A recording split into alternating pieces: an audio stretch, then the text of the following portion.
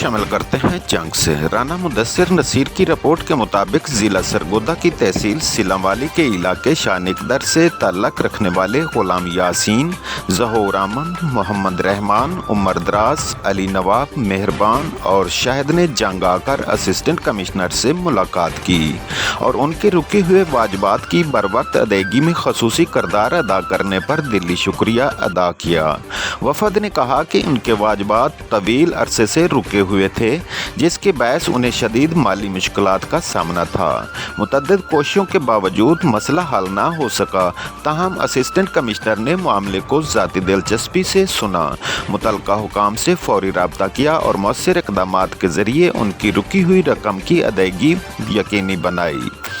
آخر میں غلام یاسین، ظہور احمد، محمد رحمان، عمر دراز، علی نواب، مہربان اور شاہد نے اسسٹنٹ کمشنر کی صحت، کامیابی اور مزید عوامی خدمت کے لیے نیک تمناؤں کا اظہار کرتے ہوئے کہا کہ وہ ان کے اس آسان اقدام کو ہمیشہ قدر کی نگاہ سے دیکھیں گے۔